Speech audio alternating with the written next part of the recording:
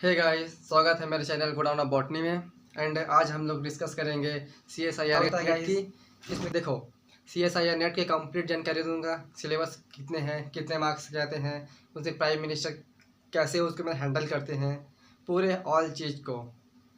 यह सिर्फ life science के लिए है गाइस, ठीक है। अब आपको मैं लाइन से बताने जा रहा हूँ, ठीक है गाइस। तो पहला हम लोग देखते हैं मेन गाइस, जनरल इन्फॉर्मेशन क्या होते हैं। आपको इस वीडियो को छोड़कर पूरे नॉलेज के लिए कहीं जाना नहीं पड़ेगा। पूरे नॉलेज एक ही वीडियो में मिलेंगे, ठीक है। ये मेरी मतलब मनसा है, चाहत है, चाहत। तो देखिए गाइस, CSIR UGC नेट होता क्या है। तो उसके लिए हम कैसे करेंगे, council of scientific and industrial research. तो CSIR का फॉर्म होता है council of scientific and industrial research, मतलब वैज्ञानिक तथा औद्योगिक अनुसंधान परिषद। अब UGC का क्या मतलब है, यूनिवर्सिटी ग्रैंड कमीशन। इसका मतलब होता है विश्वविद्यालय अनुदान आयोग। और ये होता है नेशनल टेस्टिंग एजेंसी, NTA का फुल फॉर्म, ठीक है गाइस। तो आइए हम आगे चलते हैं और टॉपिक।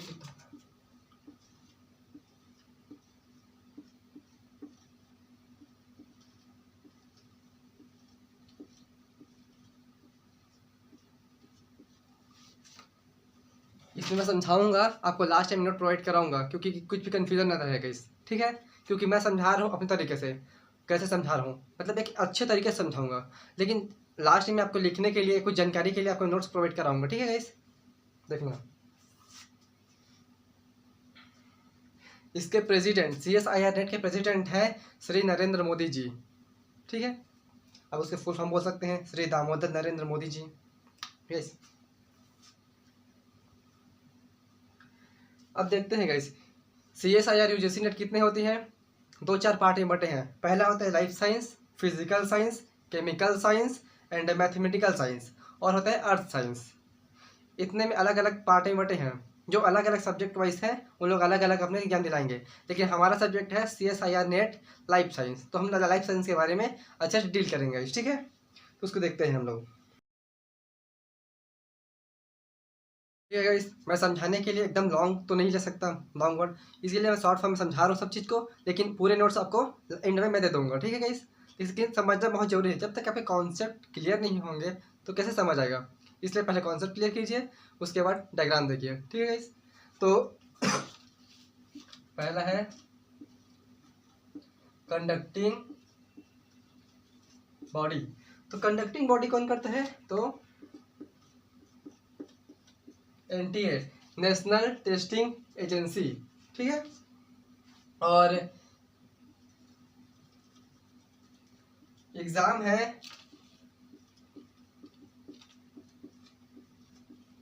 CSIR नेट, लेकिन इसको हम लोग CSIR UGC भी बोल सकते हैं। मतलब जब हम लोग लिखते हैं तो CSIR UGC नेट भी निकलेगा लो, लेकिन UGC अलग होता है, जो कि आर्ट वाले के होता है, हिस्ट्री वाले के होता है। लेकिन हम लोग है CSIR UGC नेट, ठीक है, जो कि NTA कंडक्ट करवाती है। अब देखते हैं हम लोग एग्जाम लेवल।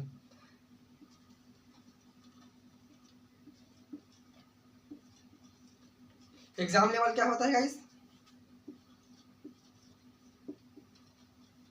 नेशनल। आपको इतना पता होगा कि नेशनल मतलब राष्ट्रीय लेवल की होती है एग्जाम। अब इसका हम लोग देखते हैं एग्जाम फ्रीक्वेंसी। मतलब एग्जाम फ्रीक्वेंसी का मतलब होता है कि साल में कितने बार होता है, सिंपल से। तो ट्विस अ ईयर, हर 6 महीने में 2 बार होती है। एक दिसंबर में होते हैं और एक जून जुलाई में होते हैं, ठीक है गाइस। तो 2 बार होते हैं। ये चीज़ आपको याद होना चाहिए। जब तक आपको एग्जाम कब होता है पता नहीं होगा, तो आप अपने अकॉर्डिंग सिलेबस की तैयारी कैसे करेंगे, ठीक है गाइस। तो 2 बार,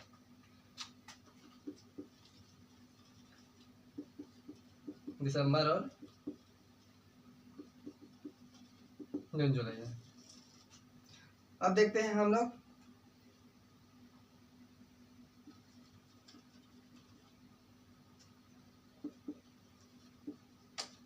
एग्जाम मोड। तो एग्जाम मोड कैसे होता है, एग्जाम मोड होता है ऑनलाइन, मतलब CBT based, computer based test, CBT, computer based test, ठीक है गाइस। अब देखते हैं हम लोग एज लिमिट। ये सबसे इम्पोर्टेंट है, एज लिमिट। तो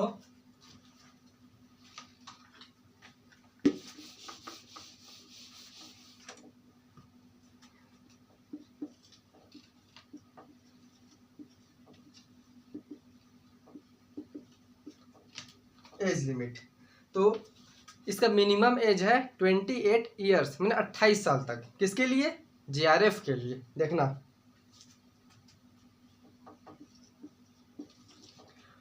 इसमें बहुत सारे रिलैक्सेशन से मिलते हैं, जैसे कि जनरल कास्ट के लिए 28 है, अदर में 2 ईयर बढ़ के गए, मतलब ओबीसी के लिए 30 साल है, एंड और अदर के लिए 32 है, मतलब 2-3 साल रिलैक्सेशन मिलते हैं इसके लिए, जीआरएफ के लिए। और नेट के लिए तो परमानेंट, आप जब भी जितने साल भी दिलाओ, 60 साल तक, कोई दिक्कत नहीं है इसमें।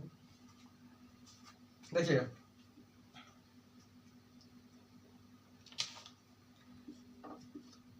ये जीआरएफ के लिए है, जनरल कास्ट के लिए, और ओबीसी के लिए 30 साल तक है। इसी तरह एसटी एससी के लिए भी 30 से 32 साल तक है इस। और जो एलएस, मतलब इसके लिए, इसमें जो एलएस है इसके लिए नॉट कन्फर्म, मतलब कभी भी दिला सकते हैं आप लोग, इसका एग्जाम कोई दिक्कत नहीं है इसको, मतलब नो एज इसके लिए। अब देखते हैं हम लोग लैंग्वेज, मीडियम ऑफ एग्जाम, मतलब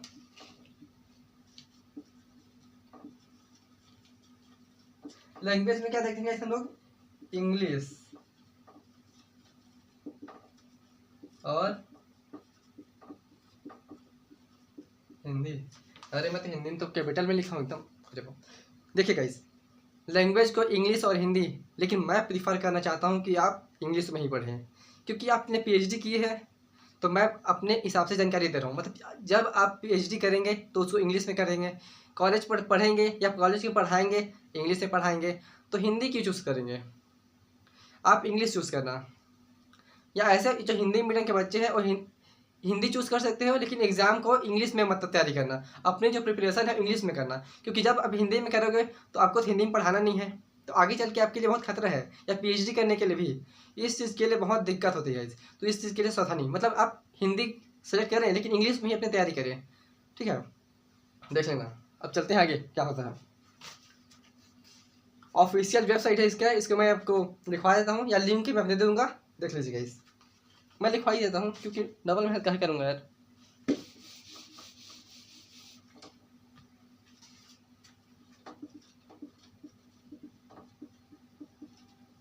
ऑफ का मतलब है ऑफिशियल वेबसाइट, ऑफ मत समझना दोस्त।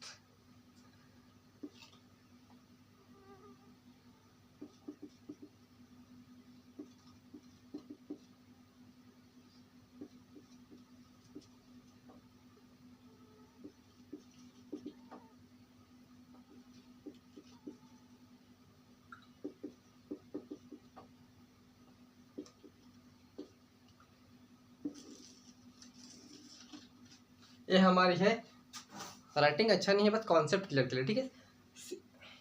HTTP तो कॉमन रहता है, CSIRNetNTA.nic.in, इसको आप सर्च करके इसके साइट पर लिंक कर लेना। उसके बाद जब भी एग्जाम हो रहा है, क्या भी नोटिफिकेशन है, उसको जानना बहुत जरूरी है। जैसे जैसे आप नोटिफिकेशन जानने करेंगे तो जरूरी, मतलब जरूरी। इसके छोड़ आप अगर एग्जाम की तैयारी कर रहे हैं तो व्यापम का हो गया, CGPSC का, सभी का मतलब ऑल टोटल आपको नॉलेज रखना बहुत जरूरी है, ठीक है? तो हम लाइफ साइंस के बारे में पढ़ रहे हैं, तो NTA।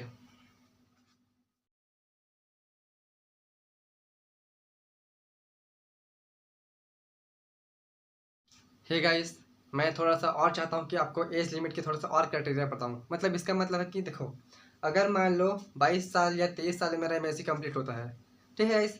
मैं इसको इससे समझा रहा हूँ कि आपको कोई दिक्कत ना हो इसके लिए। मान लो मेरा 22 साल या 23 साल में MSc कंप्लीट हो रहा है, तो मेरे पास जनरल कास्ट के लिए 28 साल तक है। इसी तरह मैंने बोला था कि OBC के लिए, ST के लिए, SC के लिए, या फीमेल के लिए, या PWD के लिए अलग अलग मतलब और हैं। तो जैसे देखते हैं हम लोग, जनरल कास्ट के लिए 3 साल है, और ST, SC, OBC, PWD या इन सब के लिए 5 साल की रिलैक्सेशन है। कितने साल की गाइस?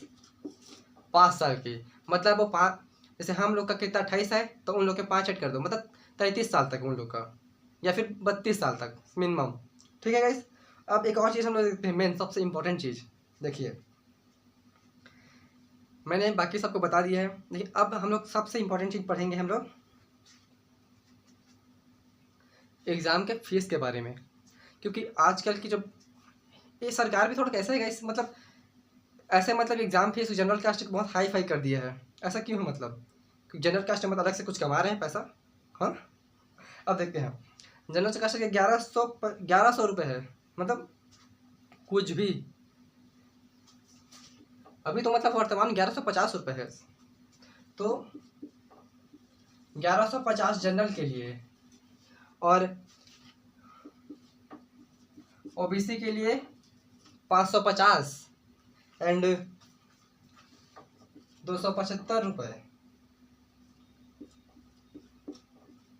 SC/ST और 0 रुपये PWD। 275 रुपये ST/SC के लिए और PWD के लिए 0 रुपये। मतलब अब कुछ भी इन लोग तो मतलब ऐसे मतलब वरदान लेके आए हैं। इन लोग तो मतलब 250 रुपये क्या है कि मानता हूँ बहुत 10 रुपये बहुत रुपये है, लेकिन हाँ जनरल कास्ट के लिए 1100 रुपये क्यों इतना ऐसे? अब प्रेसिडेंट महोदय कुछ करेंगे या आपकी बेरोजगारी इतना बढ़ रहा है? अब इसके बाद हम लोग चलते हैं सिलेबस में गाइस। तो सिलेबस में क्या है?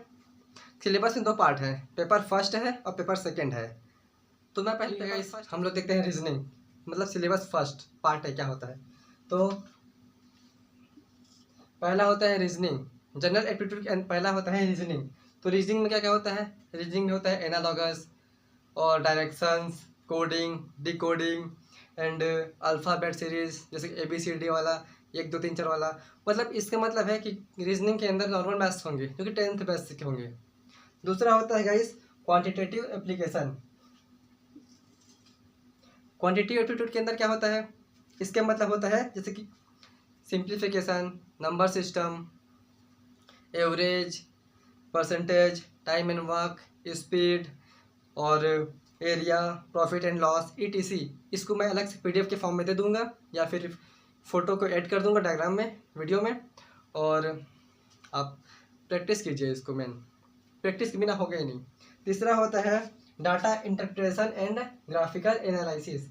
मतलब जो भी मैथ्स आएंगे वो डाटाबेस आएंगे और ग्राफ के माध्यम से आएंगे। मतलब आपको जैसे कितने क्लास में कितने लड़के हैं बैठे हैं, एक ग्राफ के माध्यम से होता है, सेम वैसी क्वेश्चन आएगा। इसको भी आपको प्रैक्टिस करना पड़ेगा। तो इसको प्रैक्टिस करने के लिए मेरे पास CSIR नोट के पार्ट A जनरल एप्टीट्यूड के पूरे नोट्स हैं। मतलब आप इसे बाई कर सकते हैं PDF के माध्यम से। तो इसके लिए मेरे चैनल गोडाउन ऑफ बॉटनी में डिस्क्रिप्शन में दिया है मेरा number, and Instagram, WhatsApp and Telegram से मुझे आप कांटेक्ट कर सकते हैं। ठीक है, इससे ज़्यादा मैं कर ही कर सकता हूँ, और ये आपके ऊपर है। तो हम लोग और देखते हैं गाइस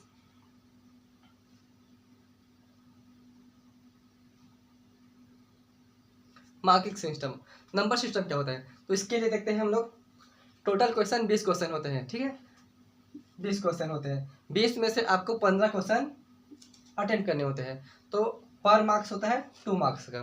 तो मैं बताऊंगा 20 क्वेश्चन है तो 20 × 2 करेंगे तो 40 मार्क्स का, 40 मार्क्स का हो गया। अब मान लो हमको अटेंड करने हैं 15, तो 15 की कितना लेंगे हम लोग? 2 × 2 के 30 मार्क्स का। तो सिंपल है, जनरल एप्टीट्यूड का 20 क्वेश्चन है, उसमें 15 अटेंड करना है और हमको ईच क्वेश्चन 2 मार्क्स के, तो 15 दूनी 30 नंबर के। ठीक है, तो 30 नंबर का होगा। और इसमें कट ऑफ है, तो कट ऑफ कैसे है? तो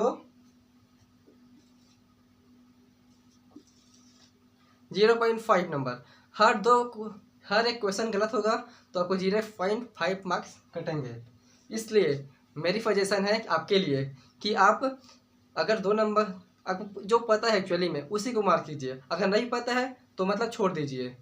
फ्रेशर्स तो कैसे करते हैं, मारो मारो मारो तुक्का मारो, ऐसा नहीं करना है। मतलब सोच समझ के करना है पार्ट A के लिए। अब ठीक है, थैंक यू। ठीक है गाइस, चलते हैं हम लोग। अब देखते हैं हम लोग पार्ट B और C को। तो पार्ट B कितने मार्क्स होता है, कैसा सिलेबस है, पार्ट C कितने मार्क्स होता है, कैसा सिलेबस है, उसको देखते हैं गाइस। तो हम देखते हैं पहले पार्ट B के सिलेबस, B और C के सिलेबस को। अब सिलेबस पार्ट B और C का सेम है, बस उसमें डायरेक्ट क्वेश्चन पार्ट बी में है और कंसेप्चुअल क्वेश्चन पार्ट सी में है। तो पहले सिलेबस देखते हैं हम लोग। तो पहला होता है बायोकेमिस्ट्री। मैं इसको एकदम नॉर्मल फॉर्म बता रहा हूँ क्योंकि आपको समझ आए, लेकिन उसको बोलते हैं हम लोग अगर सिलेबस में देखेंगे तो molecules and their interaction relevant to biology, इसको ऐसे दिया होगा, लेकिन उसका मेन फॉर्म है बायोकेमिस्ट्री। ठीक है इस। अब दूसरा देखते हैं हम लोग सेल बायोलॉजी। अब सेल बायोलॉजी को बोलते हैं सेल्यूलर ऑर्गेनाइजेशन। आप कंफ्यूज मत होना, सेल्यूलर ऑर्गेनाइजेशन बोलेंगे मतलब सेल बायोलॉजी। मैं आपको इसलिए बता रहा हूँ कि आपको पता हो थोड़ा सा नॉलेज। जब तक आपको बेसिक पता नहीं होगा एडवांस कैसे जानेंगे। अब देखते हैं तीसरा क्या होता है, मॉलिक्यूलर बायोलॉजी। अब मॉलिक्यूलर बायोलॉजी का मतलब क्या होता है, फंडामेंटल प्रोसेस, मतलब फंडामेंटल प्रोसेस को बोलते हैं मॉलिक्यूलर बायोलॉजी। इसके अंदर डीएनए आरएनए पूरा प्रोसेस की, इसलिए इसको ऑल टोटल फंडामेंटल प्रोसेस बोला गया है। ठीक है। अब देखते हैं चौथा है सेल सिग्नलिंग एंड इम्यूनोलॉजी। इसकी भी अलग टर्म है, इसको क्या बोलते हैं, cell communication and cell signalling. Cell communication मतलब बातचीत करने वाला, इसके मतलब बोलते हैं सेल सिग्नलिंग एंड इम्यूनोलॉजी। पांचवा होता है डेवलपमेंटल बायोलॉजी। ये सेम है। डेवलपमेंटल बायोलॉजी का मतलब होता है एक प्लांट या एनिमल, दोनों के लिए है। प्लांट कैसे डेवलप हुआ और एनिमल कैसे डेवलप हुआ। ठीक है इस। और डेवलपमेंट बायोलॉजी लिखा होगा, लेकिन उसके अंदर आपको डिफाइन करना होगा कि प्लांट अलग है और एनिमल के अलग है। तो मैं हमेशा अपने क्लास में प्लांट्स की ही पढ़ाई कराता हूँ वैसे, ना कि एनिमल की। ठीक है। तो मेरे अंदर ओनली बॉटनी स्टूडेंट ही पढ़ाई करते हैं। छठवा है प्लांट फिजियोलॉजी। प्लांट फिजियोलॉजी है प्लांट्स की एक्टिविटी अदर। सातवां है एनिमल फिजियोलॉजी। इसमें लिखा होगा system physiology plant, system physiology animal, simple से। आठवां देखते हैं हम लोग जेनेटिक्स। जेनेटिक्स के लिए अलग से टर्म है इसमें। जेनेटिक्स के लिए है इनहेरिटेंस बायोलॉजी, जो कि मैंने पहले बताया होगा। नौवां है डाइवर्सिटी। तो यहाँ पर लिखा होगा डाइवर्सिटी ऑफ लाइफ फॉर्म्स, मतलब एनिमल के लिए अलग है और प्लांट्स के लिए अलग है। ठीक है गाइस, इसमें मैंने शो किया होगा प्लांट के लिए एनिमल के लिए, देख लीजिए गाइस। अब 10वां है इकोलॉजिकल प्रिंसिपल। इकोलॉजिकल प्रिंसिपल का मतलब होता है शॉर्ट इकोलॉजी। ठीक है इस। तो मैंने यहाँ पर लिखा होगा इकोलॉजी, देखिए। अब देखते हैं हम लोग 11वां क्या होता है। 11वां का मतलब है इवोल्यूशन। इवोल्यूशन मतलब इसमें दिया होगा इवोल्यूशन एंड बिहेवियर। मतलब देखो, इवोल्यूशन एंड बिहेवियर का मतलब है जितने भी ऑर्गेनिज्म है या एनिमल हो या प्लांट हो, मतलब कैसे बिहेव करते हैं अपने, एल्ट्रुइज्म कैसे करते हैं, ईटीसी बहुत उसके बारे में है, मतलब इवोल्यूशन। अब 12वां है और 13वां है, ये दोनों बायोटेक के अंदर आते हैं। ठीक है। तो अप्लाइड बायोलॉजी, और मैं कोष्टक में लिख दिया हूँ बायोटेक। और 13वां है मेथड्स इन बायोलॉजी। और लेकिन इस बार 14 सिलेबस करके एडवांस दिया है, मतलब बायोटेक्नोलॉजी एडवांस करके 14 आ गया है, मतलब 14 आपको सिलेबस 14 देखने को मिलेंगे। ठीक है इस। लेकिन अब एक और चीज़ बताना चाहूँगा, अभी डीबीटी कोर्स दिसंबर से जुड़ने वाला है, तो समथिंग 16 से 17 सिलेबस होंगे, तो उसके लिए नया सिलेबस आएगा। ठीक है इस। तो सिलेबस में कोई चेंज नहीं होगा, बस 2 जुड़ेगा, उसको भी रिटर्न आगे मिल जाएगा वीडियो में। अब देखते हैं इसके मार्किंग सिस्टम को। मैंने लिखा है यहाँ पर ईच 30% मार्क्स। ठीक है। तो इसको मैं करता हूँ 40 है भाई। 40 मार्क्स इसलिए लिखे हूँ कि ये रेयर केस में होता है इस। रेयर केस मतलब जैसे कि बायोकेमिस्ट्री है, सेल बायोलॉजी है, इसमें देखो गाइस 30 नंबर सब में आता है, एवरी में।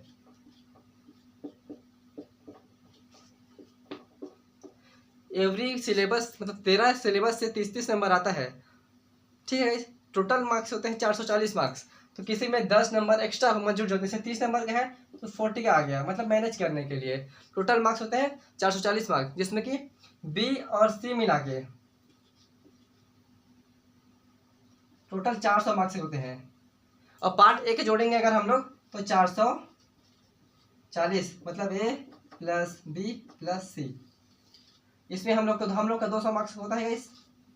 अब 200 मार्क्स कैसा होता है, पार्ट ए में हम लोग 15 अटेम्प्ट किए, पार्ट बी में हम लोग 35 किए, और पार्ट सी में करेंगे हम लोग 25। तो तीनों के मिला के हम लोग को 200 मार्क्स का होता है रॉ मटेरियल। इसको मैं समझाऊंगा, रुकिए 1 मिनट। अब देखते हैं पार्ट बी के लिए। पार्ट बी में होता है 50 मार्क्स का। तो 50 मार्क्स का पर मार्क्स होता है 2 नंबर का, तो 50 का 100 हो गया। लेकिन हमें 50 मार्क्स सॉल्व नहीं करने होते हैं, 50 में से 35 सॉल्व करने होते हैं।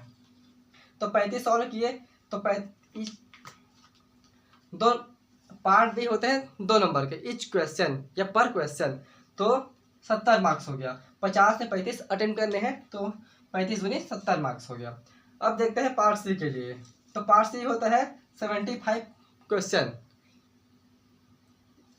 75 क्वेश्चन का। तो 75 क्वेश्चन का हम लोग, ये सबसे इम्पोर्टेंट बात है कि 4 नंबर का होता है, ठीक है।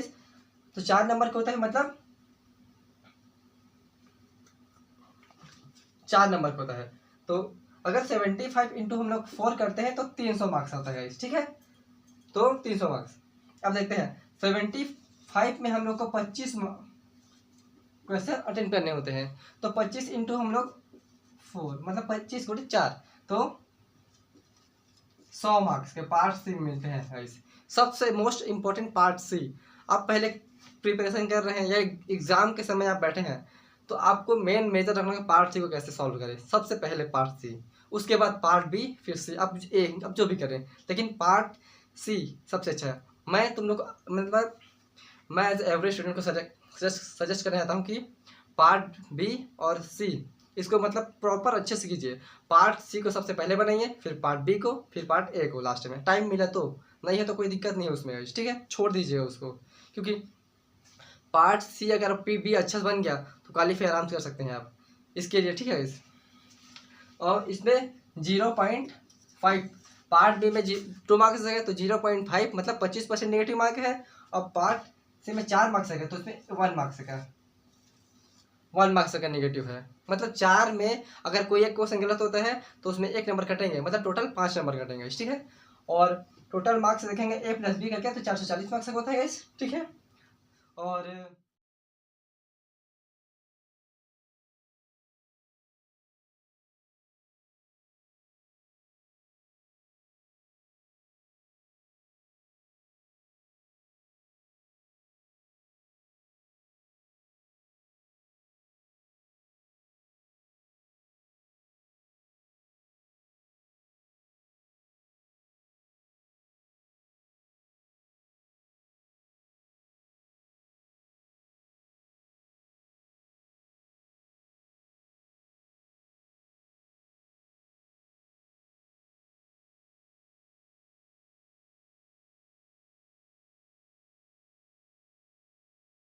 तो आइए चलते हैं, हम लोग देखते हैं रिजल्ट के बारे में कि CSI नेट में रिजल्ट कैसे आता है। तो हम लोग लाइन देखते हैं, देखो रिजल्ट देखते हैं। तो अगर मैं पास हो गया मान लो, तो पास हो गया तो क्या क्या क्वालिफिकेशन से क्या क्राइटेरिया है उसको उस बारे में बताऊंगा। और अगर मैं फेल हो गया तो फेल तो ज़्यादा होते हैं वैसे, देखते हैं। अगर मैं फेल हो गया, मान लो फेल हो गया, तो नेक्स्ट अटेंड दिलाऊंगा, सिंपल सी बात है, कोई ऑप्शन ही नहीं इसमें। अगर मैं पास होता हूँ तो 3 ऑप्शन है मेरे पास। पहला होता है CSI नेट JRF, दूसरा होता है LS, और तीसरा होता है PhD ओनली। 3 कैटेगरी के हैं। तो हम लाइन से देखते हैं। पहले हम देखते हैं CSI नेट JRF के ऊपर क्या बताएं। तो CSI नेट JRF के बारे में देखते हैं हम लोग। तो CSI नेट JRF अगर हम लोग क्वालिफाई हैं तो हम लोग एज कहीं भी कॉलेज में पढ़ा सकते हैं, प्लस हम लोग PhD के कर सकते हैं, मतलब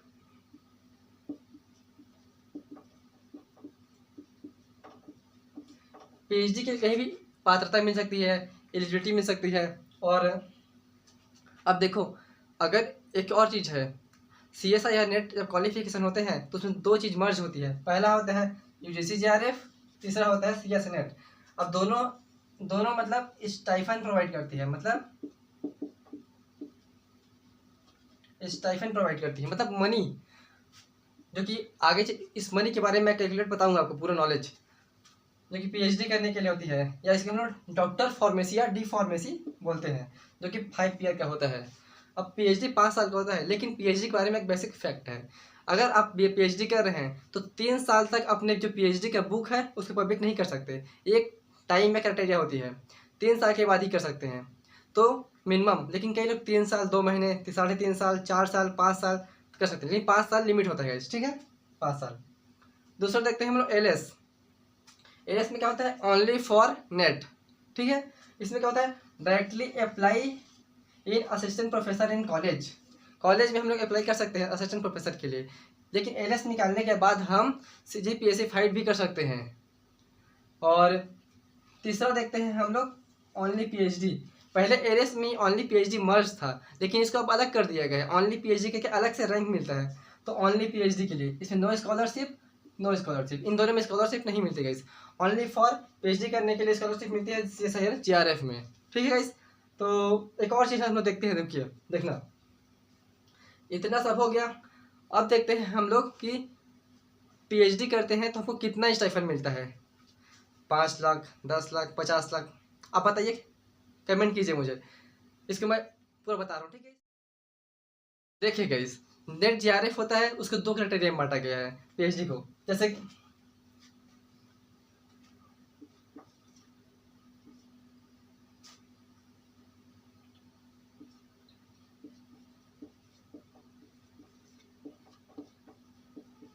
पहला बोलते हैं जीआरएफ जूनियर रिसर्च फेलोशिप, और दूसरा बोलते हैं एसआरएफ सीनियर रिसर्च फेलोशिप। अब होता क्या है, जीआरएफ होता है 2 इयर्स का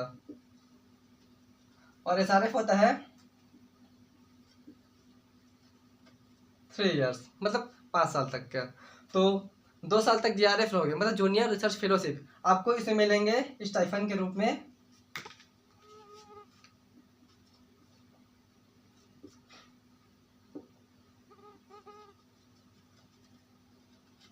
37,000 रुपये। अगर जीआरएफ करते हैं तो आपको पर मंथ 37,000 रुपये मिलेंगे। लेकिन आप अगर अच्छे जगह में और रहते हैं, मतलब हाई सिटी सोसाइटी या फिर अच्छा मतलब वेलफेयर सिटीज, ठीक है, तो आपको मिलेंगे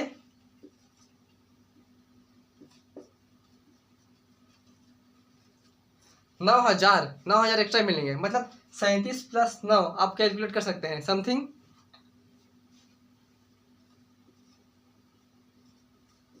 46 से 45 के अराउंड मिलेगा, ठीक है गाइस। अब ऊपर नीचे हो सकता है 1-2 हज़ार, 45 से 1,046 मिलेंगे, मतलब अप्रॉक्स, मतलब 50,000 अप्रॉक्स करें तो हम लोग 50,000, ठीक है गाइस, जीआरएफ के लिए। अगर आप 2 साल के बाद तीसरा साल एसआरएफ बनते हैं, मतलब सीनियर रिसर्च फेलोशिप बनते हैं, तो आपको मिलेंगे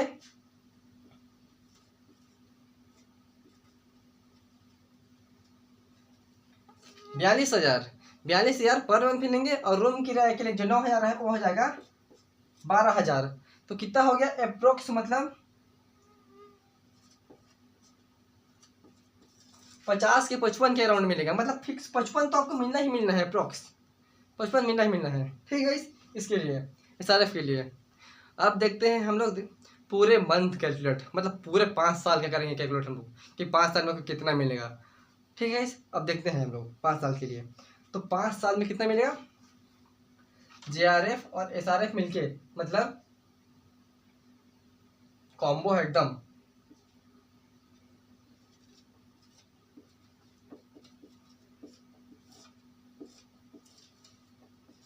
₹37 लाख मिलेंगे 5 साल में।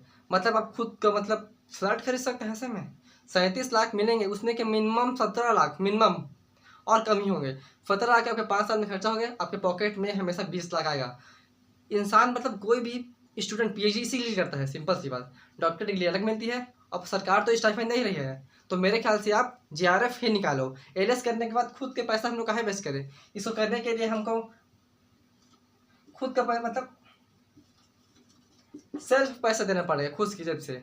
अब जो कि आपको अगर कोई भी कॉलेज या यूनिवर्सिटी में आपको मतलब 8,000 रुपये पर मंथ, 8,000 रुपये पर मंथ स्कॉलरशिप दे रही है, तो क्या ही दे रही है, साल भर का देखेंगे तो 90 से 100 मतलब 1 लाख तक मिलेगा। तो क्या ही एक साल में, वो तो इतना आपका खर्च 1.5 मतलब 1.5 लाख से 2 लाख तो खर्चा ही है क्या पीएचडी करने में। इसीलिए जीआरएफ निकालिए और पैसा लीजिए। मोस्ट स्टूडेंट यही इसीलिए करते हैं, क्योंकि जब तक जीआरएफ निकला नहीं है ट्राई कीजिए, ठीक है। अब ऑनली पीएचडी में पीएचडी करने के लिए आपको 8,000 इसमें मिलेंगे, तो क्या 8,000 में क्या करेंगे आप, अपना खुद का खर्चा चलाएंगे कि बाहर रेंट लेंगे, ठीक है गाइस। इतना ही है।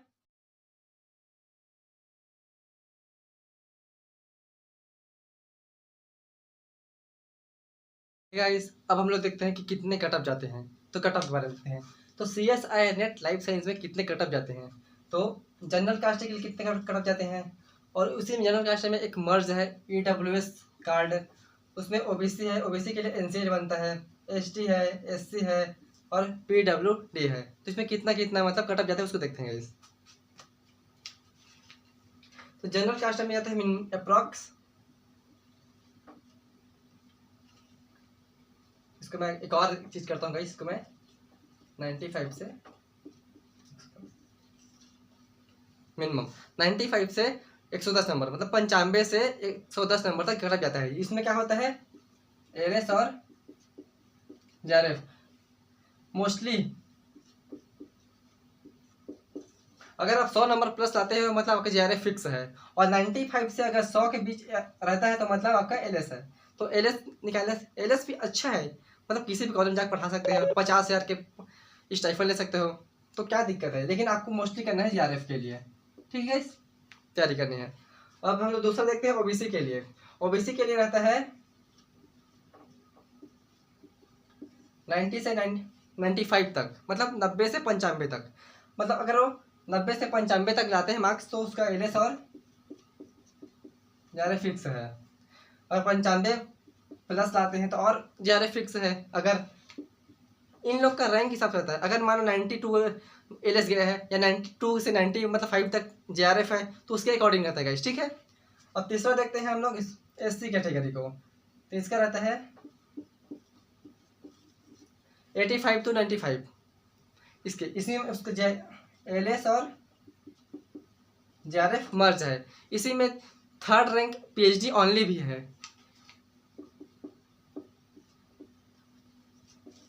जो कि लोवेस्ट। जैसे मैं हमारा कटअप गया है 95 to 100 मान लो, तो 95 में कटअप गया मान लो तो अराउंड 90 मार्क्स। अगर 90 मार्क्स मेरे आते हैं या उससे थोड़े कम 85 भी आते हैं तो उसमें मेरा PhD ओनली मिल जाता है, क्योंकि PhD ओनली के लिए अलग से कम कटअप होता है, ठीक है। LS के लिए कम कटअप होता है, JRF कम। JRF के लिए मिनिमम कटअप है 100 मार्क्स, ठीक है। अब हम देखते हैं ST के लिए, इसमें भी सेम है 85 to 95, ठीक है। अब तीसरा देखते हैं हम लोग PhD के लिए। तो PhD में क्या होता है, PhD में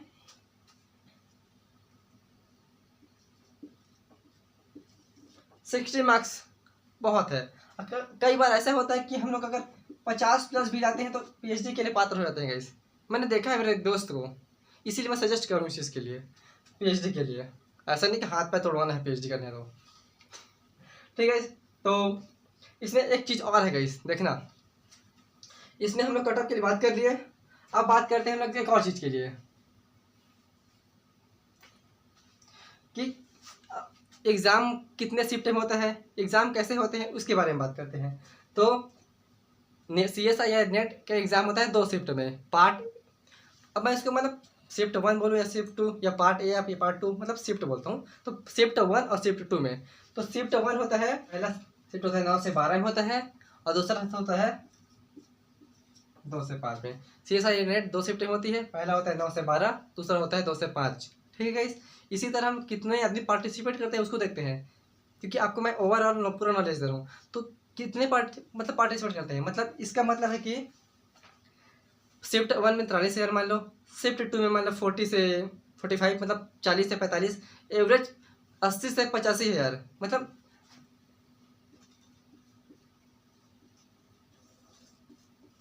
80 से 85,000 इंसान, मतलब जो स्टूडेंट होते हैं वो पार्टिसिपेट करते हैं। लेकिन इसमें पास कितने लोग होते हैं, JRF के लिए होते हैं ओनली फॉर 0.6, मतलब बहुत ही कम एवरेज देखें तो।